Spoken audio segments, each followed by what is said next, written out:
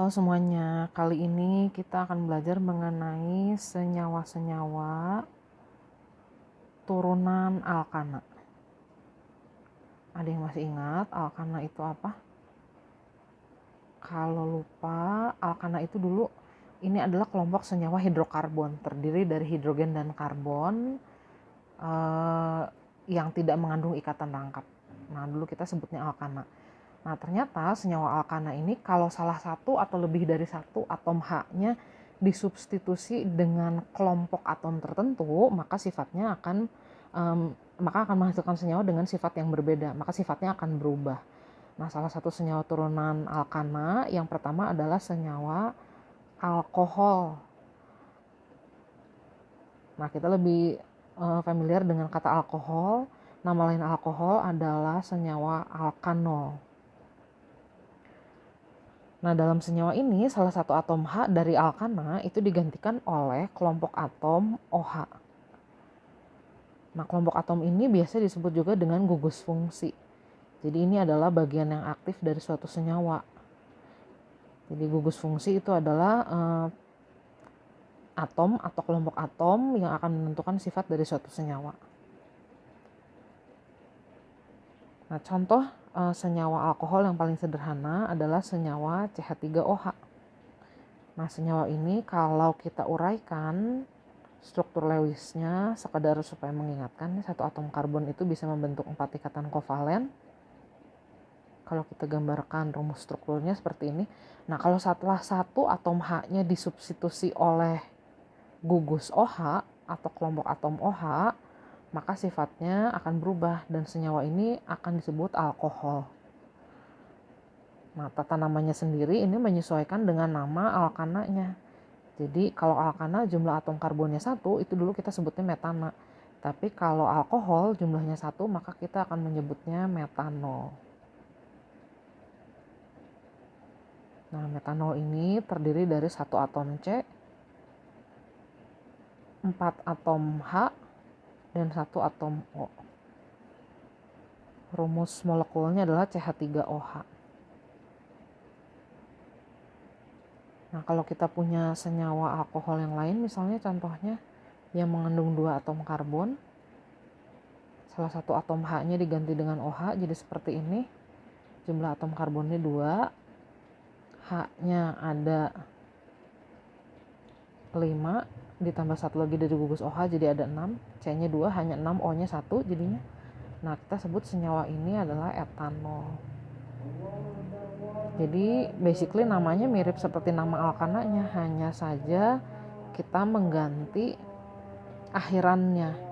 Jadi akhirannya tidak ana lagi, akhirannya menjadi ol, karena ini adalah kelompok alkanol atau alkohol.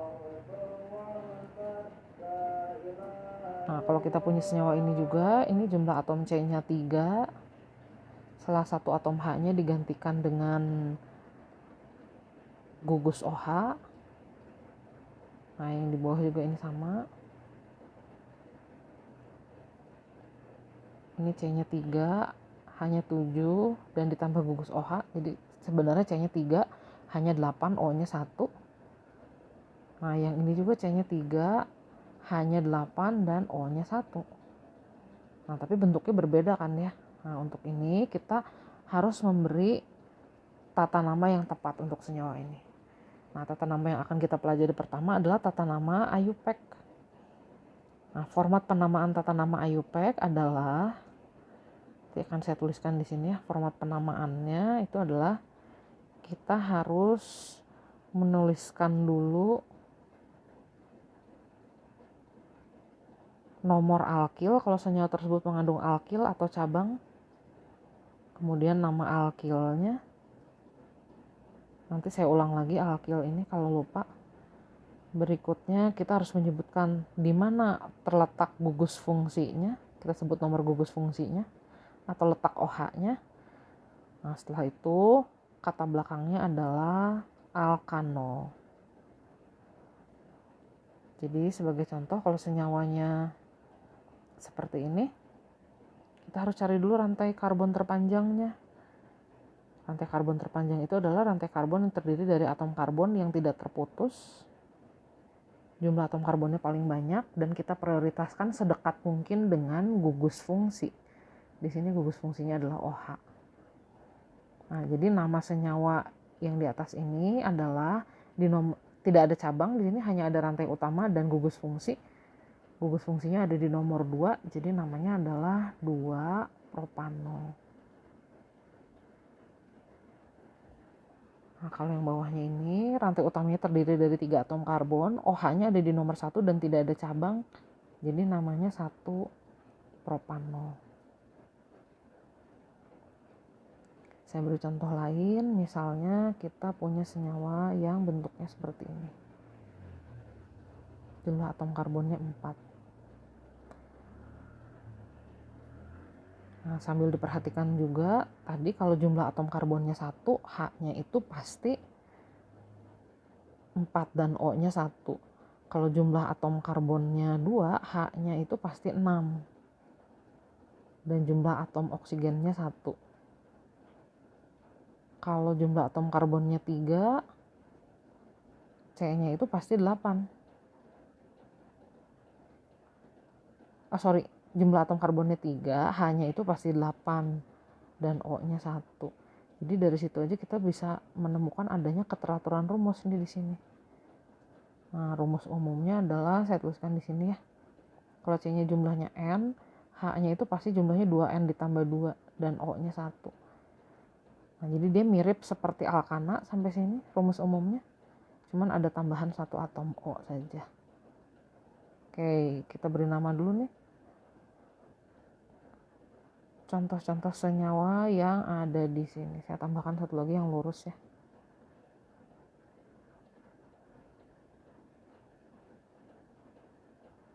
Oke, mulai dulu dari senyawa yang ini. Rantai utamanya tentu ini, rantai karbon paling panjangnya. OH-nya ada di nomor 1, tidak ada cabang, jadi namanya hanya 1-butanol saja. Nah, yang ini rantai utamanya, kalau kita lihat yang terpanjang adalah seperti itu. Gugus fungsinya ada di nomor 2, tidak ada cabang. Jadi namanya adalah senyawa ini 2-butanol. Nah, kalau yang ini rantai utamanya kita cari yang terpanjang, tidak terputus. Nah, ini menghasilkan cabang nih.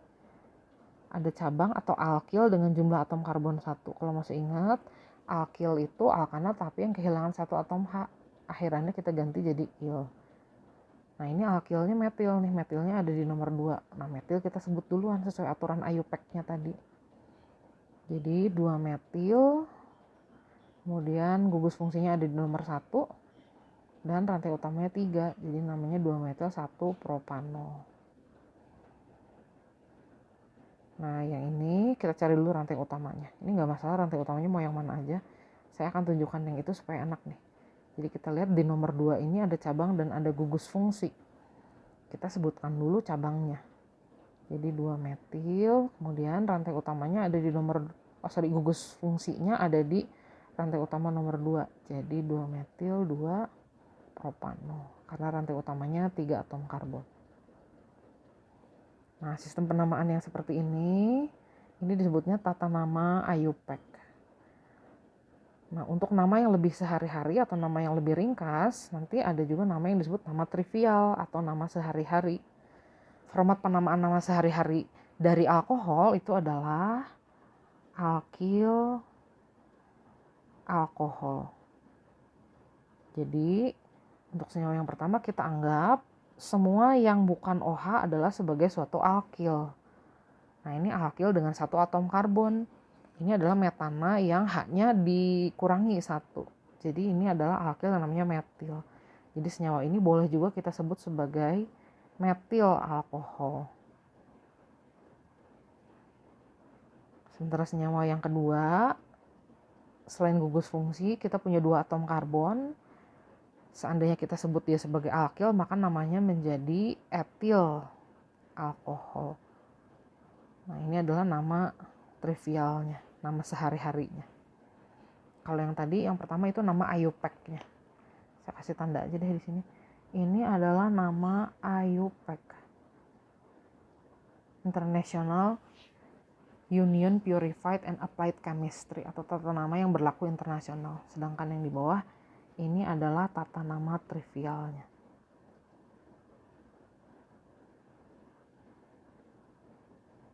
Kita lanjutkan. Nah, kalau senyawa yang seperti ini, alkilnya adalah yang ini nih. 3 atom karbon, tapi berbeda dengan 3 atom karbon yang di bawahnya. Yang di atas berbelok, yang di bawah enggak. Jadi harus kita bedakan. Nah, yang di atas, alkilnya itu kita biasanya menyebutnya isopropil. Makanya namanya adalah isopropil alkohol. Nah, biasanya iso itu katanya ujungnya seperti ekor, seperti itu. Kemudian yang di bawahnya, karena ini rantai cabangnya itu 3 atom dan tidak berbelok, maka kita menyebut ini adalah alkyl propil. Jadi namanya adalah propil alkohol. Nah, sementara yang di bawah ini jumlah atom karbonnya sudah 4 dan tidak bercabang juga ya, dan tidak berbelok. Nah, yang seperti itu kita sebut normal butil atau butil saja juga boleh. Jadi kita sebut normal butil alkohol nama trivialnya, atau butil alkohol aja juga betul. Nah, kalau yang berikutnya senyawa 2-butanol, nama trivialnya adalah kita gini nih, kita lihat aja alkilnya. Alkilnya terdiri dari 4 atom karbon, tapi tidak lurus. Nah, kita harus identifikasi, caranya mudah aja. Kita lihat atom karbon yang mengikat gugus fungsi, atom karbon yang mengikat OH di sini. Nah, jumlah tetangga karbonnya adalah 2. Jadi atom karbon itu adalah atom karbon sekunder. Maka kita akan menyebut alkil ini sebagai sekunder butil. Nah, kalau dia mengandung gugus OH, jadi kita sebut dia senyawa sekunder butil alkohol. Kemudian yang di bawah, nah kita lihat ini jumlah atom karbon pada alkilnya adalah 4. Tapi ada cabang lagi ya, ini yang ke bawah ini nih. Jadi kalau kita lihat ini ujungnya seperti menyiku, mirip dengan yang tadi isopropil. Nah, nama alkilnya adalah isobutil. Jadi nama trivial senyawa ini adalah isobutil alkohol. Bisa kita lihat nama trivial ini biasanya lebih ringkas ya dibandingkan nama IUPAC atau nama sistematis. Nah, satu lagi nih, senyawa yang ini kita anggap alkilnya segini. Jumlah atom karbonnya 4. Atom karbon yang mengikat gugus fungsi memiliki 3 tetangga karbon atau kita sebut ini atom karbon tersier. Maka kita boleh menyebut nama alkil ini alkil tersier butil. Kita singkat T-butil karena mengandung gugus OH, jadi kita sebut T-butil alkohol. Nah, tidak semua senyawa tentu punya nama trivial karena tidak semua senyawa memang familiar. Jadi hanya beberapa senyawa aja. Nah, dan di sini saya batasi aja pada senyawa-senyawa yang alkilnya itu jumlahnya 1 sampai 4 aja. Oke, sekarang bagaimana kalau ada cabang yang memiliki alkil kembar seperti ini? Nah, kalau kita cari rantai utamanya tentu begini. OH-nya belum ya. Sebentar, saya tunjukkan dulu OH-nya di mana. Ini harusnya OH nih yang ujung. Nah, maksudnya begini, ini OH. Nah, nama senyawa ini seperti apa? Langkah pertama kita tetap harus mencari dulu rantai utama. Rantai utama itu adalah rantai karbon paling panjang yang dilewati gugus fungsi. Saya tadi mau menunjukkan cabang kembarnya, jadi makanya saya tambahin 1 atom H di sini deh. 1 atom C di situ, jadi ini nggak ada H-nya. Nah, seperti ini. Kita cari dulu rantai utamanya. Rantai utama itu rantai yang paling panjang dan dilewati OH. Kelihatannya ini yang paling panjang ya. Kita prioritaskan penomoran supaya lebih dekat ke gugus fungsi. Nah, di sini kalau kita lihat ada cabang nih di sini. Cabangnya ada 2 buah metil di nomor 2 dan di nomor 3. Maka nama senyawa ini adalah 2,3 dimetil. Kemudian nomor gugus fungsinya 2, jumlah rantai utamanya 4. Jadi kita sebutnya 2,3 dimetil 2 butanol. Nah, saya beri contoh satu lagi. Kalau ada 2 cabang yang tidak sama, itu kan tadi 2 cabang kembar ya. Sekarang gimana kalau cabangnya nggak sama? Contohnya senyawa ini. Saya lengkapin dulu hidrogennya. Nah, boleh sambil dilihat dulu ini kira-kira rantai utamanya yang mana ya? Rantai utama itu harus terpanjang dan dilewati gugus fungsi. Saya lupa lagi naruh gugus fungsinya. Nah, di sini. Nah, kita temukan dulu rantai utamanya. Nah, seandainya kita memilih rantai utama yang ini, perhatikan dulu, maka kita hanya akan memperoleh 1 cabang dan gugus fungsi. Tapi kalau kita ambil kemungkinan yang kedua, kalau kita misalkan rantai utamanya itu di sini, dimulai dari sini, maka kita akan mendapatkan 2 cabang. Ada etil dan ada metil. Nah, untuk kasus seperti ini aturannya masih sama seperti tata nama alkana. Kita harus memilih rantai utama dengan jumlah cabang paling banyak. Jadi kita pilih rantai utama yang ini.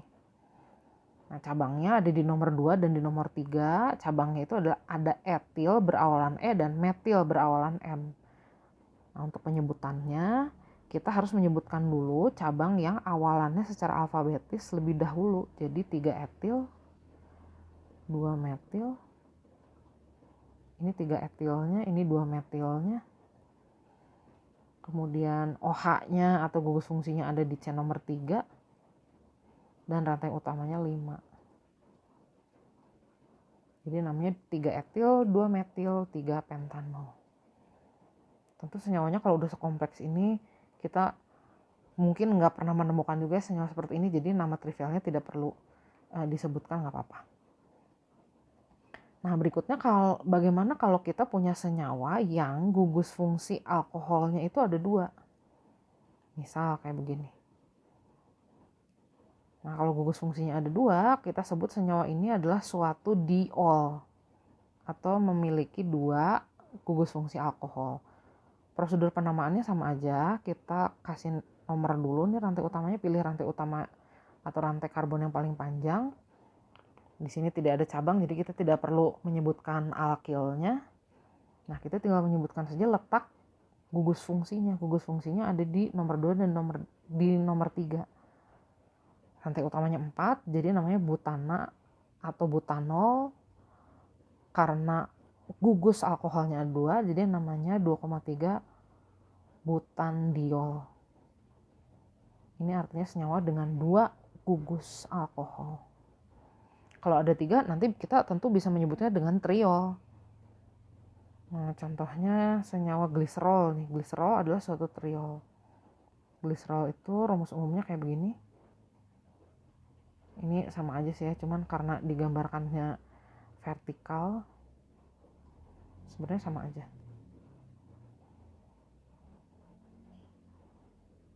Begini. Nah, kalau kita pilih rantai utamanya, tentu rantai utamanya yang ini nih. 1, 2, 3. Di nomor 1, di nomor 2, dan di nomor 3 ada 3 gugus OH. Rantai utamanya 3, jadi namanya 1,2,3 propan triol. Atau kita biasa menyebut senyawa ini dengan istilah gliserol.